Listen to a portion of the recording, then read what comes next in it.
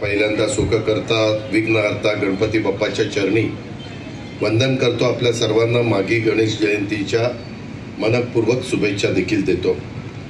नव्या वर्षात जानेवारी महिना संपलेला आहे। आता आज 1 फेब्रुवारी आहे।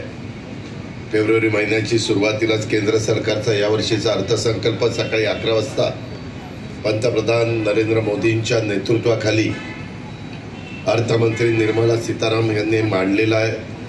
मला खरं तो ऐकायचा होता, परंतु त्या सगळ्या कामाच्या व्यापामध्ये मी ते हे करून ठेवायला सांगितलेलं आहे, सगळं रेकॉर्डिंग करून ठेवायला सांगितलेलं आहे।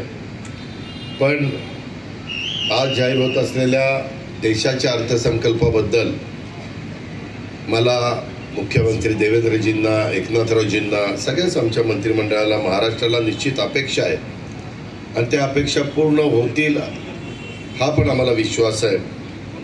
आणि त्याच्यामुळं सकाळीच लवकर नेहमीप्रमाणे सुरुवात करून देखील कामाचा व्याप वाढल्यामुळं आपल्याकडे यायला उशीर झाला। ही जागा मी सहज आज एंट्री करत होतो। तुम्हाला जुन्या लोकांना आठवत असेल पूर्वीची आपली पंचायत समिती, आपण आतमध्ये जायचो। आतलं गेस्ट हाऊस कसं असायचं, सभापती कुठं बसायचे, स्वर्गीय नारायण पाटील असतील, सतीश बाबा खोमणे असतील, वसंत काका जगताप असतील, अनेक मान्यवरांनी ह्या आपल्या पंचायत समितीचं नेतृत्व केलं। कमलाकांत ढवण पाटील साहेब स्वर्गीय असतील आणि त्यांची कारकीर्द पण मला मी राजकारणात आल्यानंतर काहींची, विशेषतः वसंत काकांपासून जवळनं पाहण्याची संधी मिळाली। नारायण पाटलांचा पण मी काही काळ त्या ठिकाणी जवळनं बघितला। त्यावेळी जिल्हा परिषदेच्या सदस्याला पण सभापती होत होतो। आता काळ बदललेला आहे। आता नियम पंचायत समितीचा सदस्यच सभापती होऊ शकतो। खरं तर मला खूप अपेक्षा होती की यावेळेस जी काही सुप्रीम कोर्टामध्ये मॅटर होती त्याचा निकाल लागेल आणि गेले 3 वर्ष आपल्या महाराष्ट्रातल्या ग्रामीण भागातल्या कार्यकर्त्यांना आणि शहरी भागातल्या माझ्या नगरसेवक नगरसेविका होण्याची महानगरपालिकेला किंवा नगरपालिकेला, नगरपंचायतीला तिथली संधी आणि पंचायत समिती जिल्हा परिषदेला तिथली संधी ही काही ना काही कारणांनी पुढे गेलेली आहे। ओबीसीचं आरक्षण ह्याबद्दलचा महत्त्वाचा त्याच्यामध्ये निर्णय सुप्रीम कोर्टाने द्यायचा आहे। आत्ता जे आरक्षण आहे ते ओपन कॅटेगरी, मागासवर्गीय आणि आदिवासी ट्रायबल यांच्याच करतायत, पुरुष महिलांचा ओबीसीचं नाही आहे। ओबीसी पण वर्ग समाजातला फार महत्त्वाचा घटक आहे। त्यांनाही प्रतिनिधित्व मिळालंच पाहिजे। तो त्यांचा अधिकार आहे, तो त्यांचा हक्क आहे। संविधानाने तो सगळ्यांना आपल्याला दिलेला आहे आणि त्यामुळे ते लांबतंय। आम्हालाही बरं वाटत नाही। आम्हाला वाटलं होतं की आता निकाल लागेल आणि याद्या फायनल होऊन एकदा ह्या निवडणुका पुढे जातील, म्हणजे होतील। आम्ही सतत मंत्रिमंडळ पण तोच प्रयत्न करतोय, चांगल्यातले चांगले वकील देऊन आपली बाजू सुप्रीम कोर्टामध्ये मांडून त्याबद्दलच्या निवडणुका आणि ग्रामीण भागातल्या शहरी भागातल्या कार्यकर्त्याला लोकप्रतिनिधी होण्याची स्थानिक स्वराज्य संस्थांच्या निमित्तानं स्वर्गीय यशवंतराव चव्हाण साहेबांनी सुरू केलेली 1962ला सुरुवात नगरपालिका त्याच्या आधीपासून आहे आपली, तर मला वाटतं 1854ची नगरपालिका काय असं काहीतरी आहे। पण ह्या पद्धतीनं त्या सगळ्या गोष्टी आहेत। इथं जागा कशी होती, नंतर हळूहळू आपण बदलत गेलो।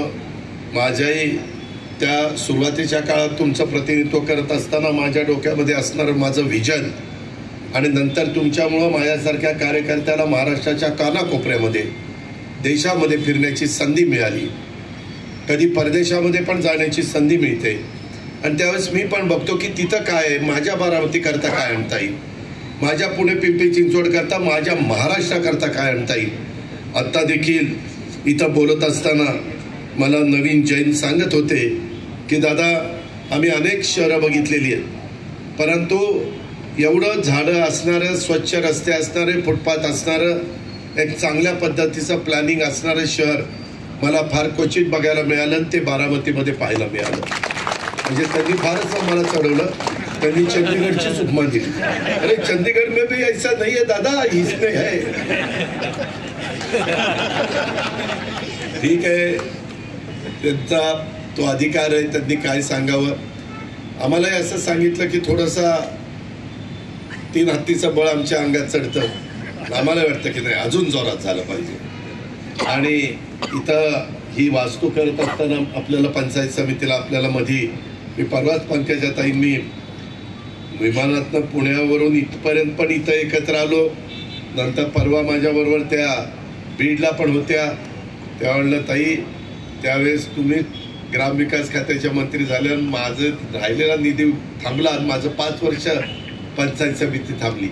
पुन्हा मग मला वाटतं बदल झाला आणि मग ती राहिलेली आपण पूर्ण केली. बारामतीमधली एक आदर्श वास्तू पंचायत समितीचे म्हणून हिच्याकडे बघितलं जातं. तिथं काम पण तसंच व्हावं, व्हिडिओकडनं तशीच अपेक्षा आहे. पुढं पंचायत समितीमध्ये येऊन बारामतीकरांचं नेतृत्व करणाऱ्या सभापती उपसभापतीकडनं पण आणि सदस्यांच्याकडनं पण तीच आमची अपेक्षा आहे. लोकांचे प्रश्न सुटले पाहिजेत.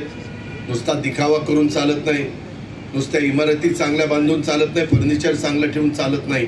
त्या खुर्चीवर बसणाऱ्या माणसांनी पण घेतलेल्या कागदातला माणूस त्या ठिकाणी ओळखला पाहिजे. नुसता कागद वाचून चालत नाही आणि त्याचे प्रश्न सोडवले पाहिजे.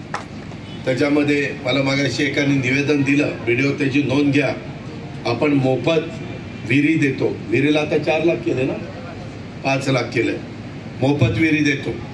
काही जण कोण सुजय पवार कोण आहे का? पवार आहे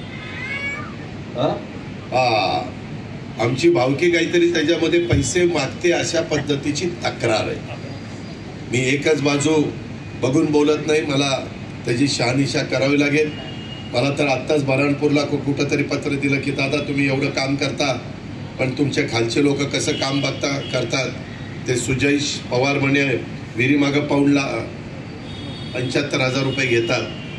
घेत असतील तर त्याचं काही खरं नाही, घेत नसतील तर त्याला शुभेच्छा, चांगलं काम कर. त्याच्या खोलात माझ्या इथं जो स्टाफ, मी आता तर बारामतीमध्ये किती जण एकूण तुम्ही स्टाफमध्ये काम करता? 14 जण माझ्या DCM ऑफिसचे लोक इथं काम करत आहेत. परंतु नुसती नावाला 14 नाही दिसली पाहिजे, काम पण तेवढं 4 पटीनं वाढलं पाहिजे. कुठंही काही पाठपुरावा करणं, सार्वजनिक कामाला प्रथम प्राधान्य देणं, याकरता मी आपल्याला इथं ठेवलेलं आहे. आणि हनुमान पाटील तुम्हाला अनेक वर्षाचा अनुभव आहे, तुम्ही आता RO झालेला आहे, रिजनल ऑफिसर. तुम्ही पण